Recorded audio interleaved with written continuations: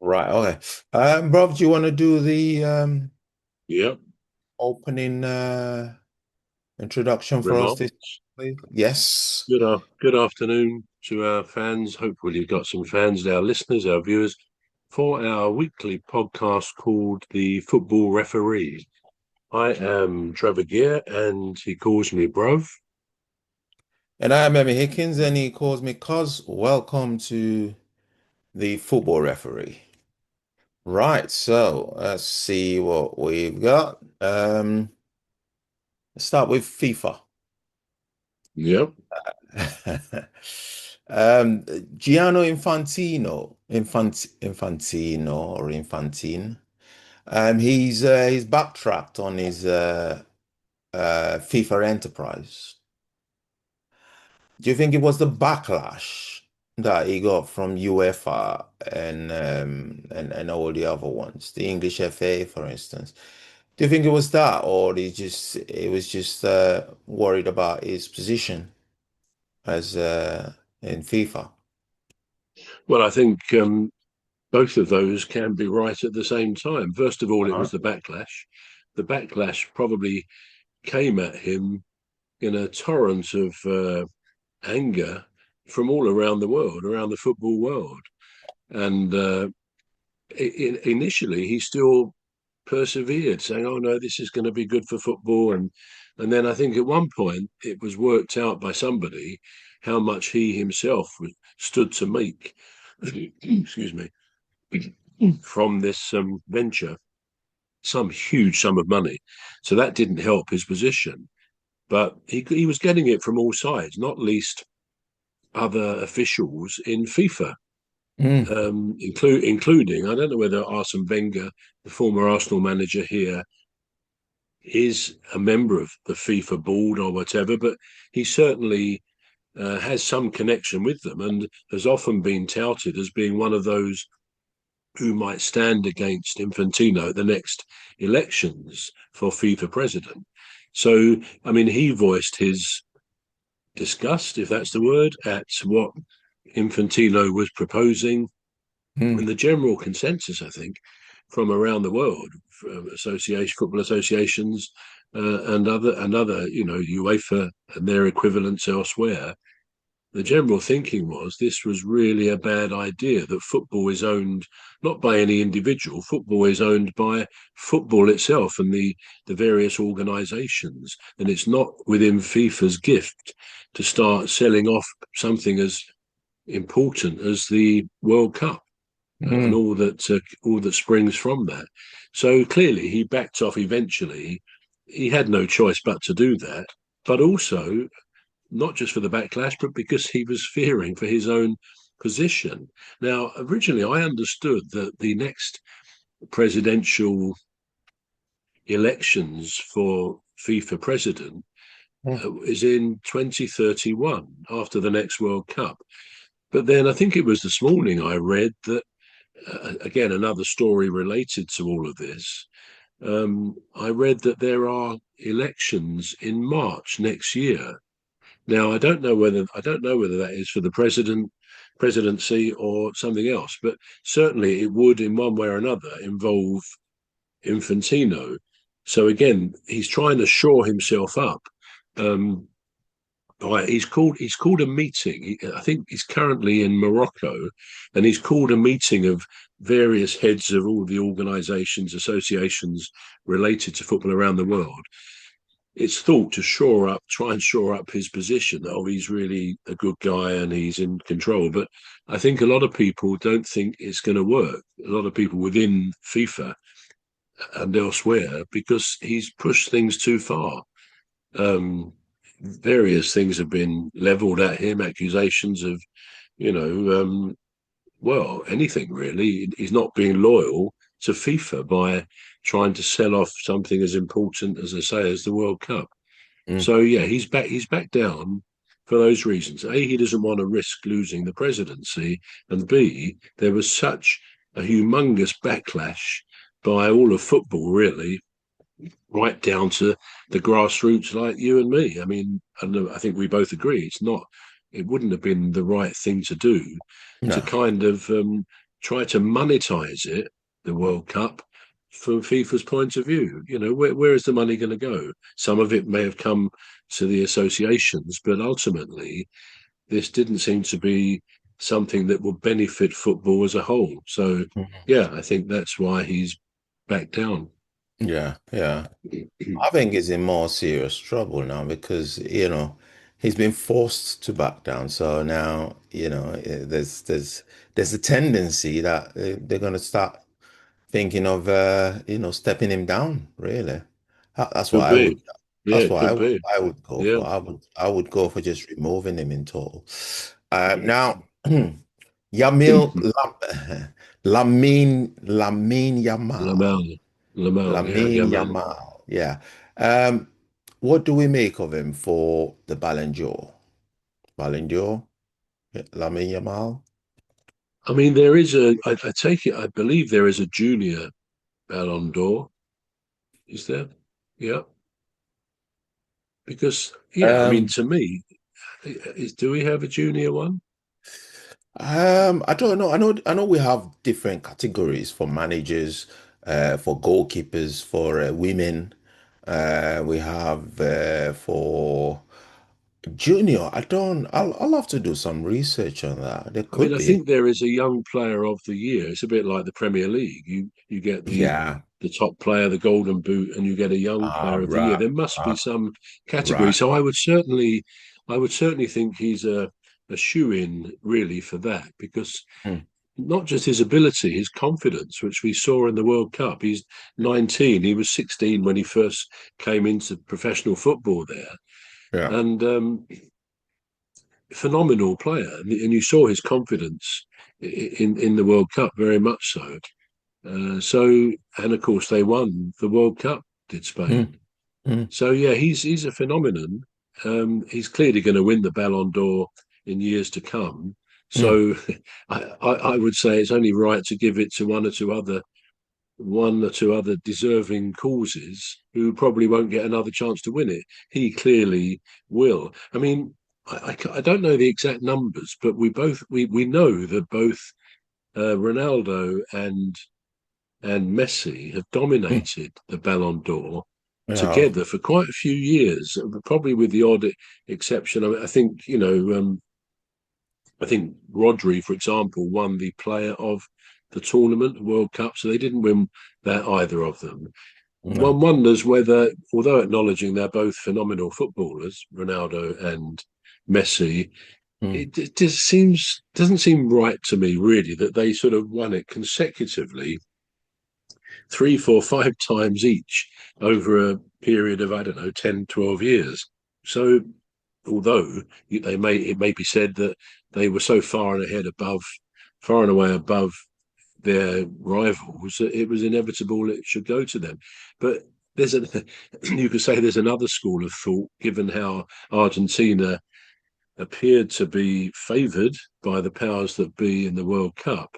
Maybe that favouritism might have extended to Messi and possibly Ronaldo in other ways. Now, that's in no way to diminish the fact they undoubtedly deserved, both of them, to win a number of Ballon d'Ors. But there does come a point where, in any organisation, you may say, "Well, come on, let's give someone else a chance." There's plenty of other really good footballers who may not reach the dizzy heights of these two, Mm. but so I don't know. We don't know enough about the politics of how these things work, but Mm. generally speaking, when there are elections to things and people have got to choose a winner, perhaps I'm a believer really in putting it open to the public, the football fans. Who do you Mm. think should win this particular trophy, this particular accolade? Mm. Maybe in some cases it is, but as far as I'm aware, these decisions are made in the corridors of power. Mm. Doesn't make it wrong, but it perhaps doesn't give necessarily the overall view of the football fan, which I think should come into these things. So to come back to your question, Lamal, should he win it? No. I think I won't sit on the fence. I think he's young. Doesn't mean to say you can't win it. If others, if it was a bit of a sparse period of great footballers, you can say, well, look, he's coming through, he's brilliant. But there's Mm, enough good footballers. We can look at Harry Kane, can't we? For example, we could look at Olise of mm, Bayern, who got this record number of assists for them, or a huge number of assists as well as goals. mm, There's enough players around. You could say Haaland. I mean, he consistently scores 30 goals a season. There's plenty of other players, and I think Lamel will actually have his chance many times over the next few years. yeah. Now, just let's see if these records can convince you otherwise. Yeah. So Yeah. let's look at Okay. these records for Lamine Yamal. So La Liga is won three times. He's won the La Liga three times. Um, he's won the World Cup once. Uh, he's won the Euros one time. Copa del Rey he's won once. He's won the Super Copa de España twice. He's won the Copa Trophy 2024-2025 twice. He's won the La Liga Player of the Season 2025-2026 once. He's won the UEFA Euro Young Player of the Tournament 2024 once. UEFA Under 17 Euro 2023. Trophy Copa 2024 once. La Liga Young Player of the Season is won it 2023-2024. Now, do these stats do they change Yeah, your but he didn't buy his mother flowers on Mother's Day. I mean, that's more important, isn't it? Really? I mean, he couldn't have won more football Yeah, achievements there, could he, if he tried? So yeah, you can always, as you have just done, made a very good case for something. But I think I stand by what I said. I mean, he is phenomenal, and of course, don't forget when we. That's exactly how football and writers they describe a football. Oh, that Harry Kane, he won this, or perhaps not the best example because he hasn't actually won that many trophies. But you could say a member of Man City, Roberto Silva.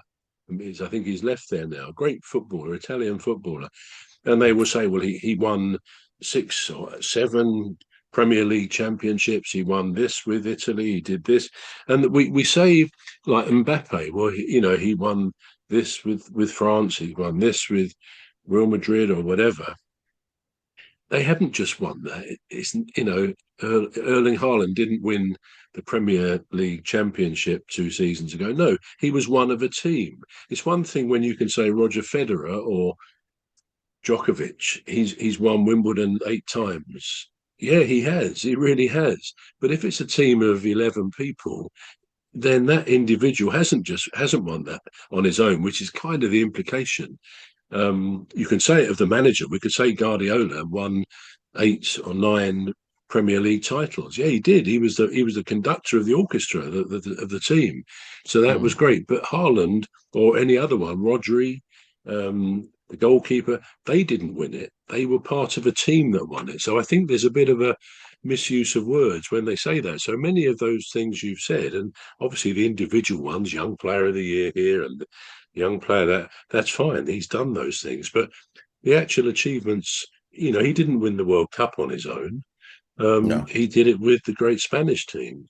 Mm, So I'm not saying that necessarily disqualifies him. I'm just saying I still say he will, all things being equal, if he doesn't have a life or career-ending injury, he will have plenty of opportunities to win those things. Now that shouldn't disqualify him. But mm, if there's plenty of other people, and we can probably both name, I don't know, 2, 3, 4 people, we would say, well, they must be valid. I mean, I'd say Harry Kane. I don't believe he's won the Ballon d'Or. He didn't win it last year, I don't think, did he? So no. if he's never won that, and you could argue he's coming towards the end of his career. I think he's 32, 33. Mm, Now he can still go on for a few years yet. I'm sure he'll be in the next World Cup. So mm, he's got some chances, but up to now he hasn't really won much. Let's face it, he left Tottenham perhaps with the express purpose of winning a trophy, which he's done, of course, with Bayern Munich. So he's catching up a bit. So maybe at some point they will recognise his brilliance as a goalscorer. But again, you could also say he didn't have the best World Cup, like most of our team didn't. England didn't have the best World Cup in the Mm, matches they played. So if the World Cup were to form part of the decision for the Ballon d'Or, well, maybe a few players around different teams would mm, struggle to be nominated. But no, yeah. I don't think I would. I wouldn't award it at this early stage to Lamel. No, I wouldn't. No. No. Yeah. So if you had to choose three nominees, and I know Harry Kane is on top, and Yeah, I it's got to support be that. Harry Kane. So two more. Right. Okay. Let me just ponder that for a moment. I probably wouldn't say Haaland.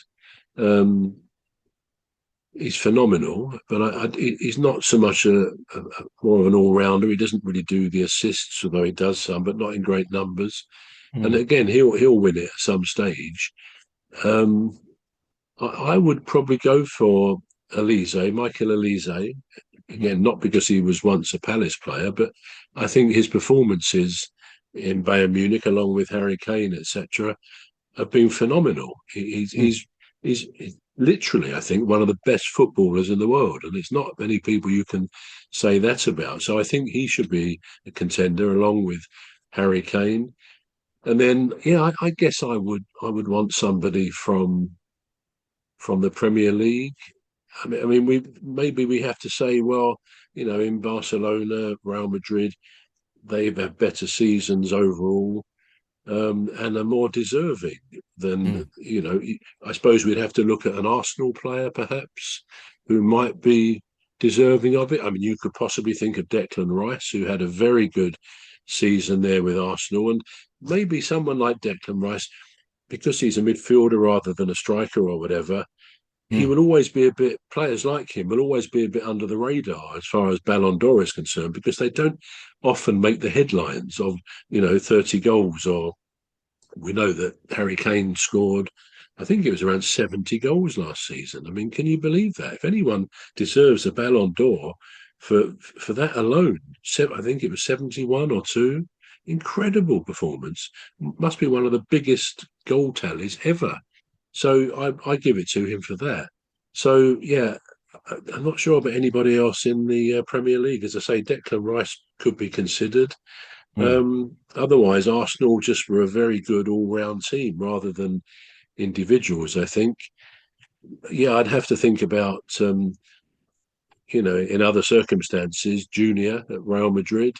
I mean, he had a good season until late on when he had his issues with the club, I think, which are mm. still unresolved as far as I can see.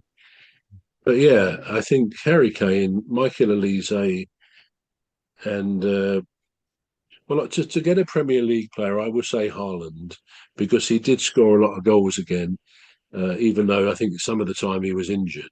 So that Mm. that was a good achievement. Yeah. So Mo Salah, no. No, no, I don't think he's gone to Turkey, hasn't he? I don't think he had the greatest season. I mean, he No. early on before Christmas, he had a big falling out with the club and with the manager, and I think he was a great player, and he was a great person for Liverpool Football Club. I have a feeling he slightly let himself down, not so much with the outburst before Christmas, before he went off to the competition, the African competition. Mm, More when he left the club, he sort of, I felt he sort of left. He fired one or two bullets in Slot's direction when he left, which I think was a bit unbecoming of him, who is otherwise a great ambassador for football. I mean, his family, his children, effectively like English, like a lot of these footballers. They have little kids who grow up, and they're, as well as their own heritage, they're also English. mm, And there's something quite sweet about it, seeing these little kids talking in a perfect English accent, and then their dad, who's a famous footballer, talks with his lilted English accent, if you know what I mean. So mm. yeah, and of course that happens in reverse. I guess Harry Kane's kids. I don't know how many he's got. Three, it might be. but they're all going to have a very much a bilingual experience because they will be growing up for the time he's out there Mm. as German in a German environment. So the same thing Mm. applies that way around as well. But yeah, no, I wouldn't nominate Salah, but I hope he Oh, does all right in a strange sounding club's name. I can't remember what it is. Begins with T, but he'll do okay. But he is over the pinnacle of his career, I suggest, and he yeah, would know yeah, that. yeah. And hopefully, he has a good season in Turkey. It is over the yeah, yeah, it is over the pinnacle of his career, like you said. Now, during the course of our Ballon d'Or conversation, there's two players that came up, Ronaldo and Messi.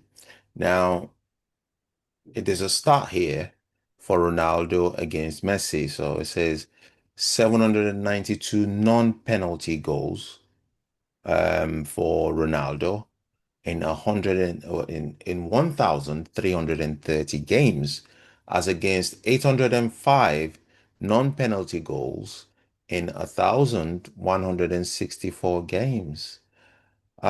It's saying something there, isn't it? Well, they're both, I can't remember every figure you said there, but it sounded to me as if they're both fairly level with each other for non penalty goals. I think that was quite close. One was Yeah, 803, one was 752, 792. 792. Yeah, So but in that a was very hundred, close. but And 130 games, as against 1,164. yeah, Uh, so uh, there's a bit of difference there. But yeah. what does it say?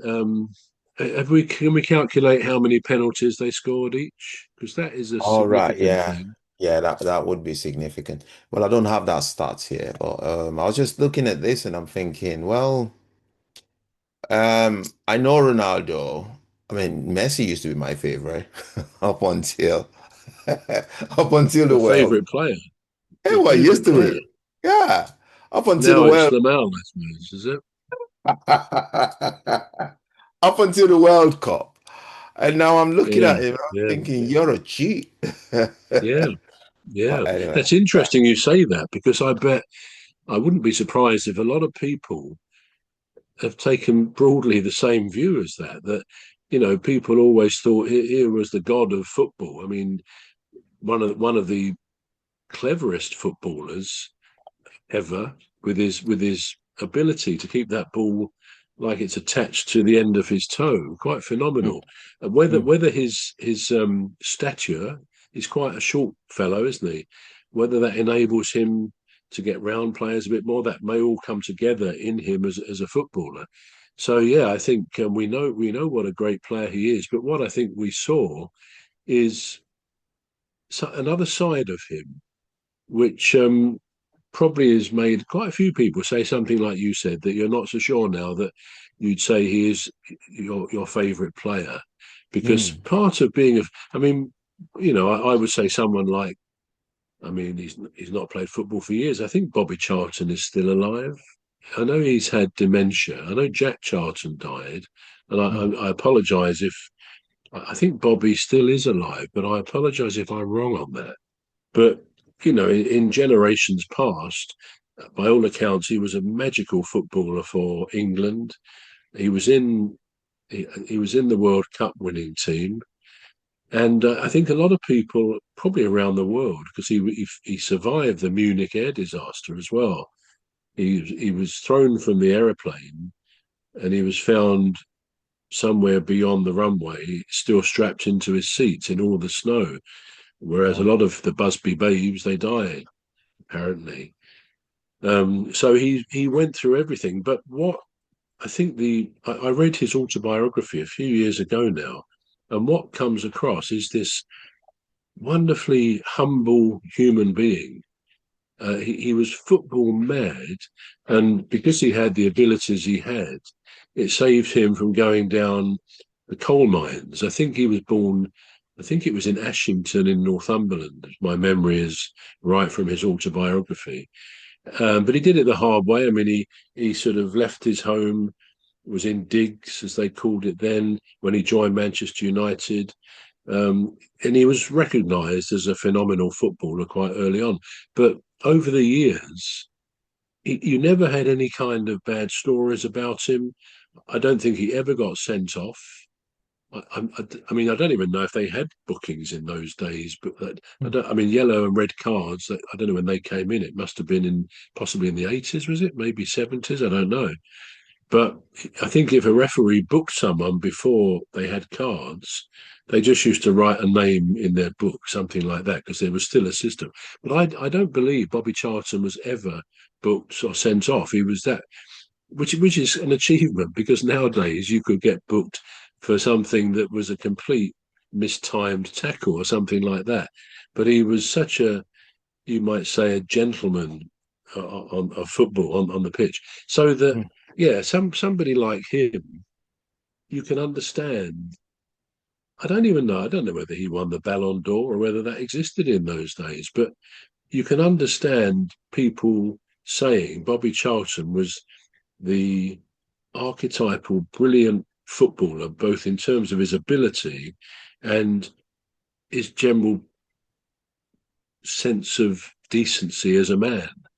So, and I'm not kind of throwing Messi under a bus here. It's not what I'm trying to do, or No. anybody else. We know Messi is a wonderful footballer, and he is. No, you can't ever take that away from him.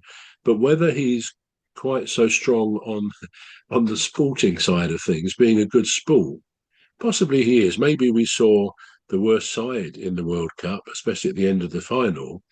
Mm. But then it's not. It wasn't their fault. The Argentinian players' fault that FIFA chose to favoritize, if that's a word, them to win the cup. I mean, unless they got something on the board of FIFA, which undoubtedly they don't, then Mm. that was a decision way outside Messi's control. So we should remember that when we say, well, they favoured Argentina. Well, yeah, that wasn't really Argentina's fault. Perhaps it went to their heads a bit though in the final and after the final when they had this sense of, entitlement to win the World Cup, which they didn't, of course.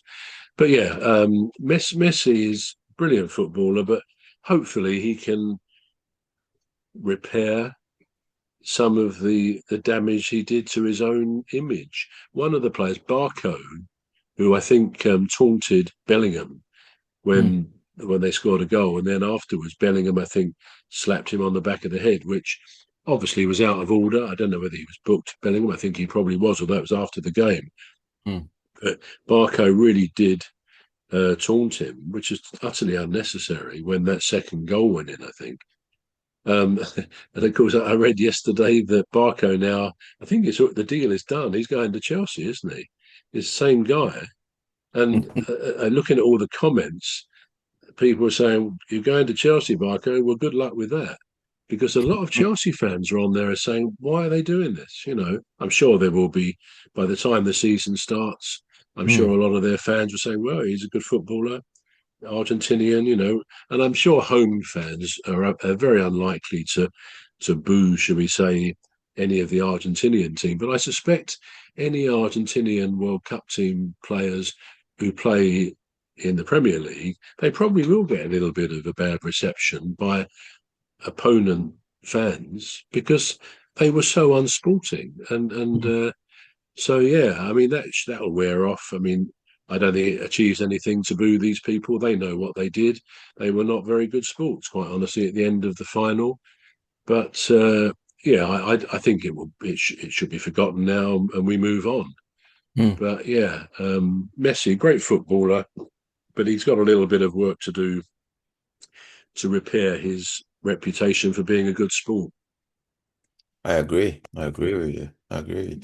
Now, Bayern Munich is said to have entered the race to sign Manchester City's Rodri, the midfielder, this summer.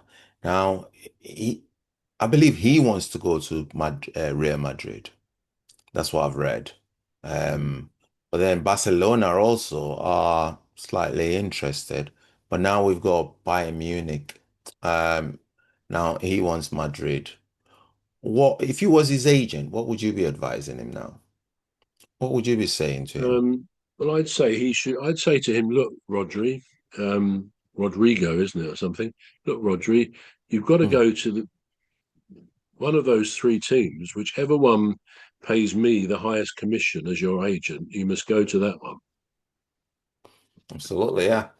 Now, That considering was having, actually that wasn't a serious comment, cuz oh I think no, you zoned out a bit there when I gave you my answer, which we all do, I know.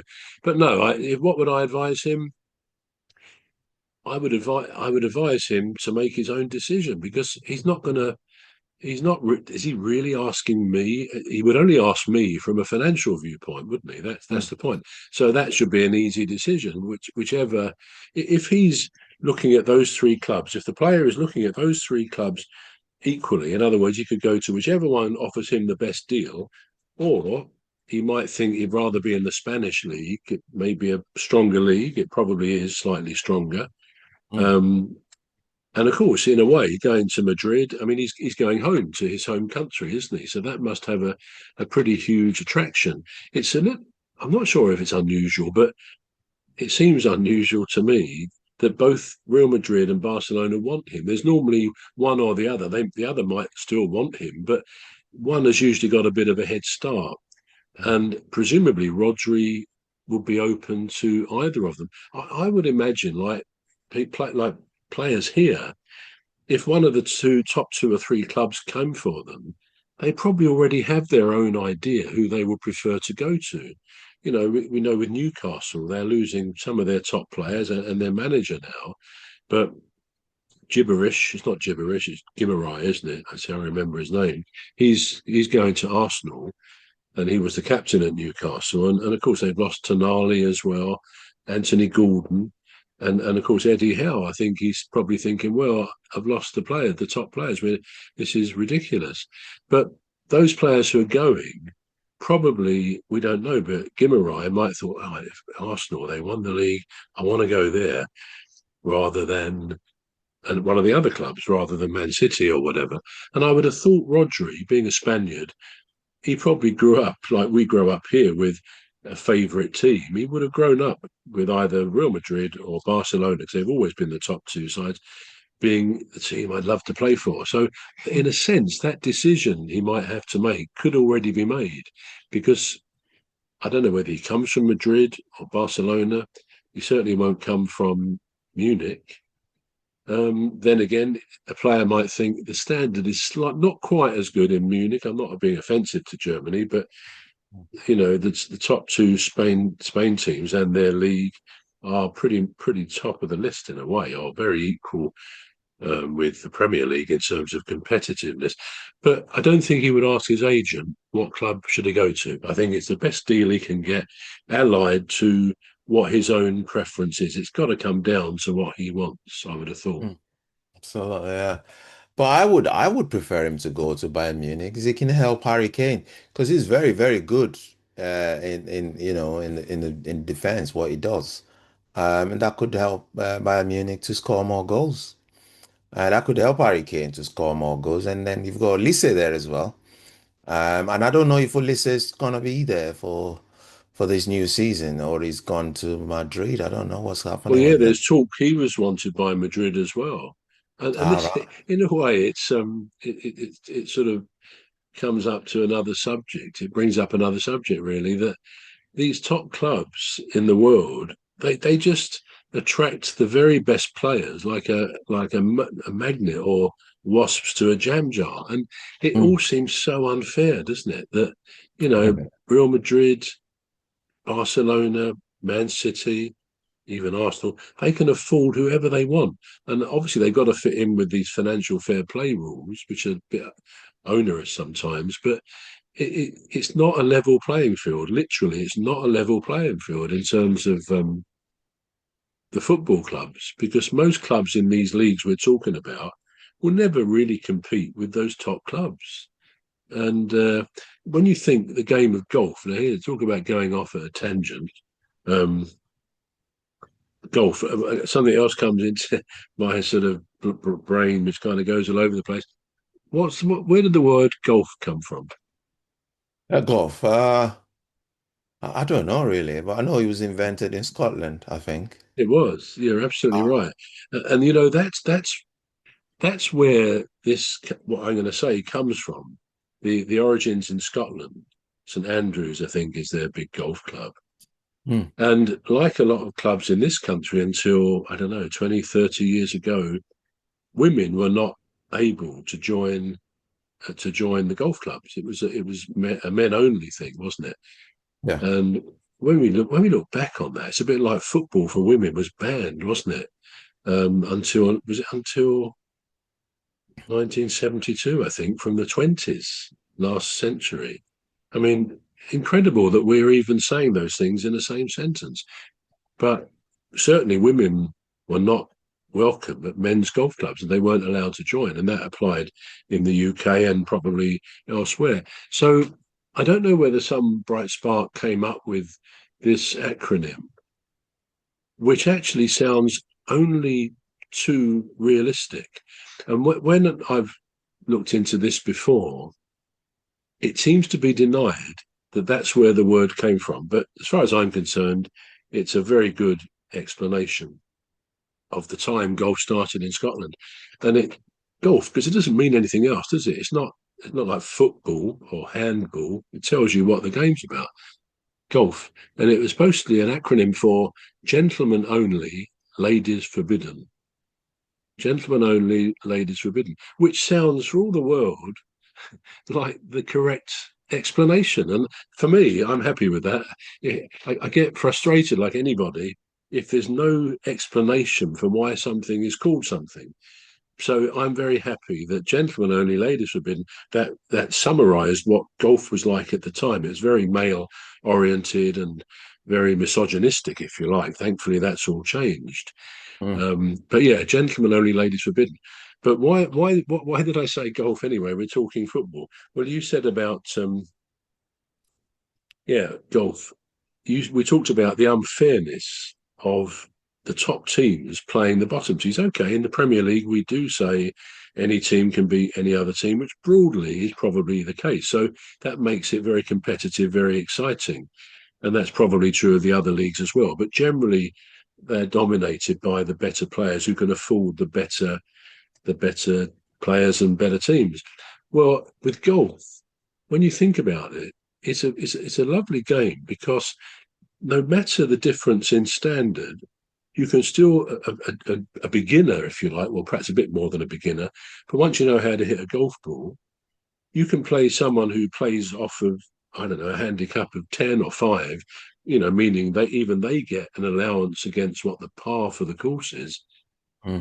because of a handicap system. It's very clever, so if you're a pretty good golfer and you instead of getting the par 72, which is usually the par at most golf courses, you might average 82. So you're pretty good to do that. So you're given it. You can be given official um, handicap by your golf club of 10. You play off of 10. So as long as you finish with an 82, you're basically finishing at par, right? And someone who averages 5 above the 72, they'll have a thing of a handicap of 5.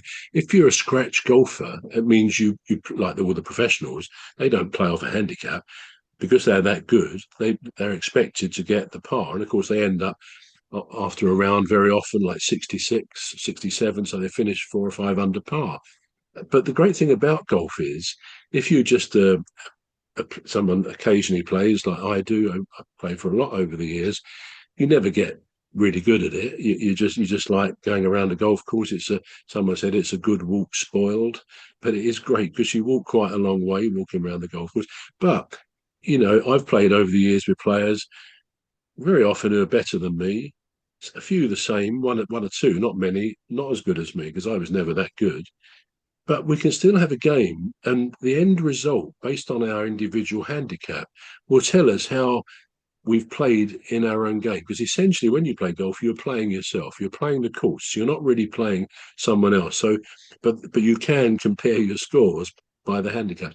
Now, in football, there's no such luck, and in a way, you could say it's not surprising because how would they do a handicap system? Well, it would mean Ipswich, who just come up into the Premier League, when they play Arsenal, they're given a 2-goal lead.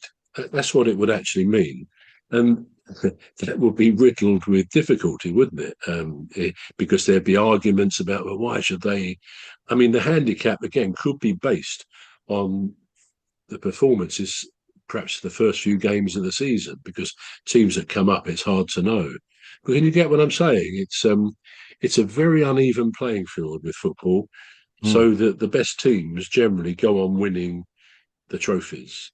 And this is why it was such an event for us Palace fans last season, or the one before, really, to win the FA Cup, the Community Shield, and then last season the Conference League. To win 3 trophies in 12 months was phenomenal, because for any team outside the top 5 or 6 to win a trophy is difficult. Newcastle, a couple of seasons ago, they won the Carabao Cup under Eddie Howe. That was their first trophy in 70 years. So Oh. the other teams, even good teams like Newcastle and others, they still don't win the trophies. So we've got a very unbalanced system, but it works because it's competitive and it's tribal. The fans love their teams and they want to see them win, and it's a wonderful game to play and to watch. But Mm. yeah, there's a lot of unfairness in it, really. And people like Rodri, he can choose to go to Madrid, Barcelona, or Bayern Munich. I mean, what position he's in, and he deserves it because he's a very good footballer. Let's face it. Yeah. And on that note, what a nice note to finish I've this. shut you right. I've shut you The, right out there. This is called the golf umpire. Sorry about that. No, that's fine. This is on that note, we finish we bring the first segment of the football referee to a conclusion. Join us as we move into the second segment of the football referee. And I've been Emmy Hickins, and he calls me Cos. And I'm Trevor Gear, and he calls me bruv. It's goodbye on this segment from me. Goodbye from me. See you shortly.